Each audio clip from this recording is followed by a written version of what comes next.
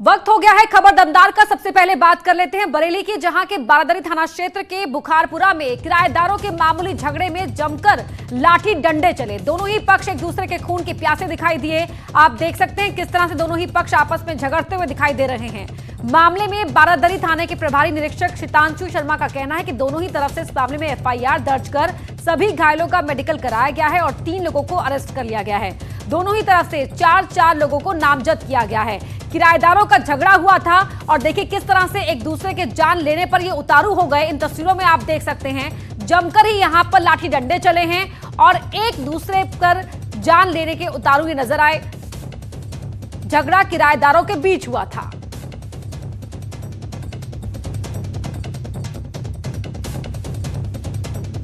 तो बात बेहद मामूली थी जिस पर इतना बवाल खड़ा हो गया। दोनों पक्षों में आपस में महिलाओं में विवाद हो गया था, जिसमें आपस में मारपीट हो गई थी। इसी संबंध में किसी पक्ष ने वीडियो बना रखा है। दोनों पक्ष जो थाने आए थे तो उनके जो भी उनकी उचित वैधानिक कार्रवाई वो की गई है। एक पक्ष के हमने 3 गिरफ्तार कर लिए हैं जिन्होंने मारपीट की है और उचित वैधानिक कार्रवाई इस संबंध में की जा रही है। कोरोना महामारी से सरकार लोगों के साथ मिलकर लड़ाई लड़ रही है, लेकिन हमीरपुर के डीएम ने अजीबोगरीब फरमान जारी कर लोगों की परेशानियों को बढ़ा दिया है। जो लोग कोरोना काल में बाहर निकल रहे हैं उन पर सख्ती बरतने के लिए डीएम ने पत्नी के साथ चलने की छूट दी है, जबकि मां, बेटी, बहन के साथ चलने पर चालान काटा जा रहा है।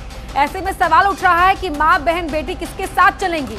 सरकार के नियम अलग तो फिर डीएम साहब ने नया फरमान क्यों जारी कर दिया? क्या लोगों की मुश्किल बढ़ाना डीएम साहब को अच्छा लगता है?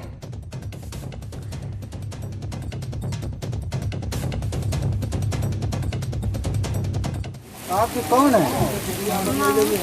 आप माँ? शासन से गाइडलाइन आई है, 22 में तो पत्नी के अलावा कोई नहीं चलेगा। दवा लेने गए, दवा दिखा दे रहे हैं। इसमें परेशानी इस बात की है कि मान लीजिए हम पत्नी को लेके चलते हैं, उसका आधार कार्ड दिखाते हैं, तब तो ठीक है। कोई ऐसी इमरजेंसी आई, हम बहन को लेकर भी जा रहे हैं, कोई हॉस्पिटल में एडमिट है, इसलिए उसमें तो पब्लिक को दिक्कत होगी। ये परेशानियाँ आएंगी कि हम यदि बहन दिखाते हैं उसको, उसका आधार कार्ड भी दिखाते हैं, तब भी इस ऑर्डर के उस पर केवल दंपति ही जा सकता है, हमारी केवल पत्नी होना चाहिए। पब्लिक में किसी भी व्यक्ति को परेशानी आएगी तो इससे जनता तो परेशान होगी। मूल रूप से बात वही है जो निरंतर शासन से जारी हो रहे हैं। माननीय उच्च न्यायालय भी इस बात को लेकर के चिंतित है कि लोग अनलॉक का मतलब ये न समझ लें कि हर तरह से फ्री कर दिया गया है। उस विषय में निर्देश दिया गया है कि 2 गज की दूरी, मास्क जरूरी, ये केवल स्लोगन न रह जाए, इसका अक्षरशः पालन किया जाए और विशेष परिस्थितियों को छोड़ करके आकस्मिक कोई इमरजेंसी नहीं है तो उससे एक वाहन पे जो है 2 लोग बैठने से, मोटरसाइकिल वगैरह पे, उससे बचा जाए। इसी तरह से किसी भी कार्यक्रम में जो है 2 गज की दूरी हर हालत में मेंटेन की जाए और जो समय समय पर सावधानियां निर्देश जारी हो रहे हैं उनका अनुपालन किया जाए। क्या पति पत्नी ही उसमें बाइक में चल सकते हैं? ऐसा इस विषय में माननीय उच्च न्यायालय द्वारा जो है किया गया है, कपल शब्द का प्रयोग किया गया, उसको आप देख सकते हैं। माननीय उच्च न्यायालय का जो निर्णय है उसका अनुपालन किया जाए। आजम के करीबी पूर्व सीईओ आले हसन का गिरफ्तारी से पहले का एक वीडियो वायरल हो रहा है, जिसमें आले हसन पुलिस से खुद को खतरा बता रहे हैं, साथ ही पुलिस पर कई गंभीर आरोप भी लगा रहे हैं। तो बता दें आपको कि आज कोर्ट में पेशी से पहले आले हसन को गिरफ्तार कर लिया गया। आजम खां का बेहद करीबी माना जाता रहा है पूर्व सीईओ आले हसन को, और ये वीडियो वायरल हो रहा है। बुलंदशहर से आया हूँ कोर्ट में माननीय न्यायालय में पेश होने के लिए। अब चूँकि पुलिस जो है यहाँ रामपुर में फर्जी कार्रवाई कर रही है, सारी फर्जी मुकदमे पर करीब 56 मुकदमे फर्जी लिख दिए गए हैं। मैं भी एक अधिकारी रहा हूँ, सारी कार्रवाइयाँ फर्जी हो रही हैं यहाँ। तो मुझे ये डर है कहीं मेरे साथ कोई फर्जी रिकवरी न कर दें या कोई मेरी जान कोई माल की या मेरे कोई मर्डर का प्लान न बना दें या कोई मुझे फर्जी तरीके से जेल न भिजवा दें। जी इस सिलसिले में का ध्यान रखना होगा। यहाँ का माहौल जो फर्जी है, सब टोटल फर्जी चीज़ें चल रही हैं। वहीं बुलंदशहर में एसिड अटैक हुआ है। एक महिला ने दूसरी महिला पर तेजाब फेंक दिया। घर में जानवर चले जाने पर यह हमला किया। पीड़ित महिला को अस्पताल में एडमिट कराया गया है। महिला समेत 4 लोगों पर केस दर्ज कर लिया गया है। थाना बीबी नगर के ब्रह्म दरवाजा की यह घटना है। इस वक्त की बड़ी खबर आपको बता रहे हैं। बुलंदशहर में यह एसिड अटैक हुआ है। एक महिला पर दूसरी महिला ने तेजाब फेंका है।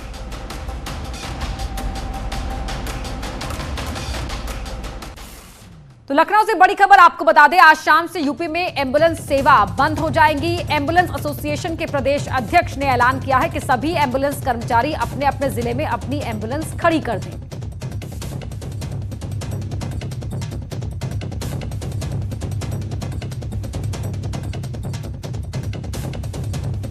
तो सभी कर्मचारी जिलों में अपनी एम्बुलेंस खड़ी कर दें। ये एम्बुलेंस एसोसिएशन के प्रदेश अध्यक्ष ने ऐलान किया है और आज से एम्बुलेंस बंद सेवा करने के लिए यहां पर आह्वान किया है अपने तमाम एम्बुलेंस कर्मियों का।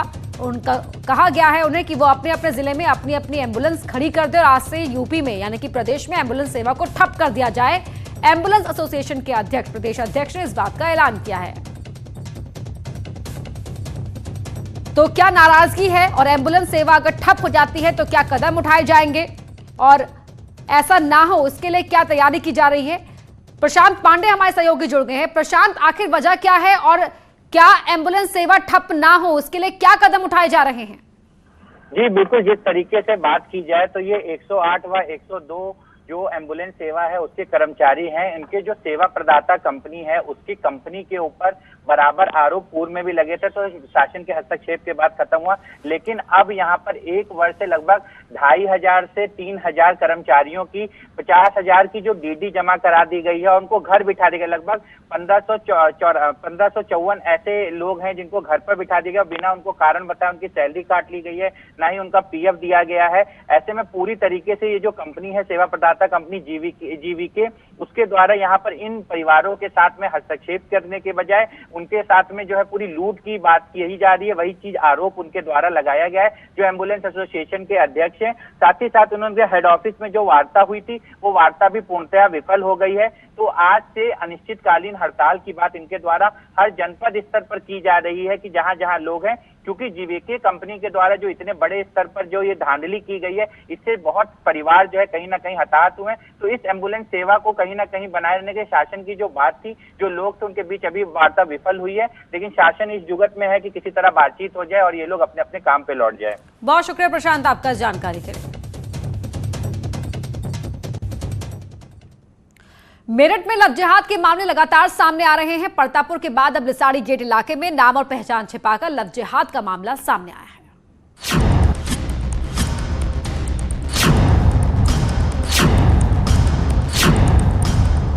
नबील अंसारी नाम का ये युवक दिखने में भले ही भोला भाला हो, लेकिन बहुत बड़ा फरेबी है। पूरी प्लानिंग के साथ नाम और पहचान बदलकर एक नाबालिग लड़की से दोस्ती करता है। जब लड़की दोस्ती के जाल में फंस गई तो इसने रेप करने की कोशिश की। आरोप है कि लड़की की आपत्तिजनक फोटो खींचकर ब्लैकमेल कर रहा है। फिलहाल ये फरेबी सलाखों के पीछे पहुंच गया है। इन सारे तथ्यों की ये चीजें बताई गई हैं जिसका सत्यापन किया जा रहा है।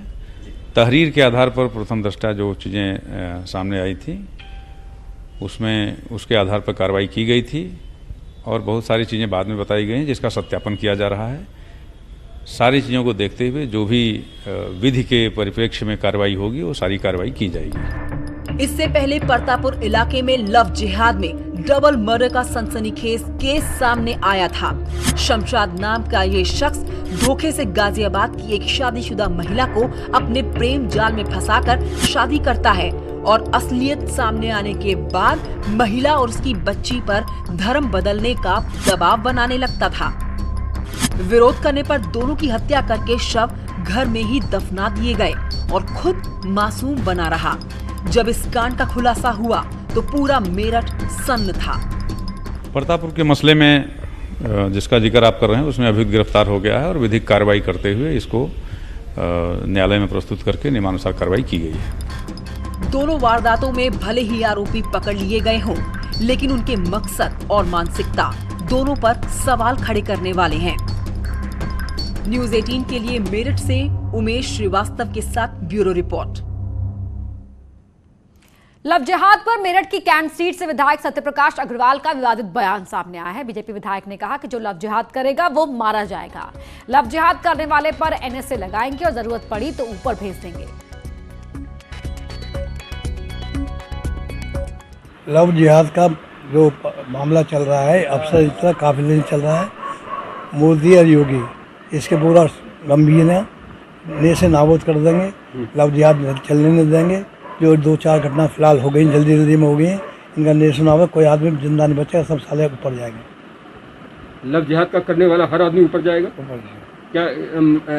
क्या लोगों पर इसको सुनिए, एक्शन लिया जाएगा, कोर्ट इसका एक्शन लेगी। कोर्ट से बढ़कर ना हमें ना कोई कोड़ा लगे, लेकिन जो उन्होंने कर्म किए हैं उन कर्म का जितना भी हम सख्ती से कर सकते हैं, जो हमारे पास साधन है उन सख्ती से निपटा जाएगा। उसके ऊपर भेजा जाएगा, ऊपर बाद में जो लेगा एनएस में लगाई जाएगी, उनको गैंगस्टर में लगाई जाएगी। ऐसा किया जाएगा धीरे से निकला अंदर सड़ जाएगा। सीएम योगी आदित्यनाथ ने अपने आवास से बच्चों के हेल्थ कैंप की शुरुआत की। दौरान सीएम ने बच्चों के स्वास्थ्य पर जोर दिया, साथ ही संक्रमण से निपटने में स्वास्थ्य कर्मियों के रोल की भी सीएम ने तारीफ की।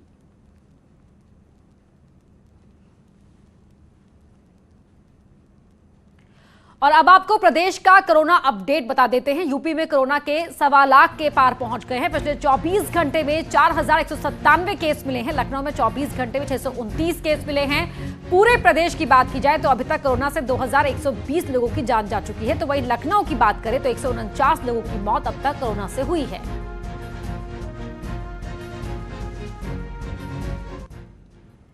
वहीं जितिन प्रसाद ने मुख्यमंत्री योगी को चिट्ठी लिखी है। भगवान परशुराम की जयंती पर छुट्टी पर फिर उठाए सवाल, फिर से छुट्टी बहाल करने की मांग जितिन प्रसाद ने चिट्ठी के जरिए की है।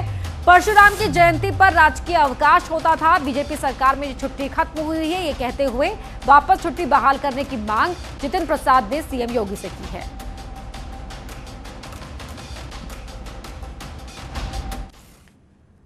वहीं परशुराम पर हो रही सियासत का अखाड़ा परिषद ने विरोध जताया है। अखाड़ा परिषद अध्यक्ष नरेंद्र गिरि ने कड़े शब्दों में नाराजगी जाहिर की है। अवतारी महापुरुषों को जातियों में बांटना गलत है। नरेंद्र गिरि ने कहा, समाज को तोड़ने वाली ताकतों के बहकावे में ना आए लोग। सनातन परंपरा को, पूरे देश को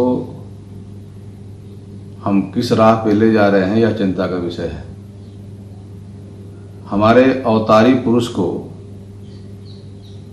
जो लोग जाति पाति में बांटने का प्रयास कर रहे हैं वह गलत है। संत महात्मा इसका विरोध करते हैं। जितने भी भगवान के अवतार हुए वह सब हमारे लिए भगवान तुल्य हैं और सबके लिए है। और यहां वक्त हो गया एक छोटे से ब्रेक का, जल्द लौटते हैं।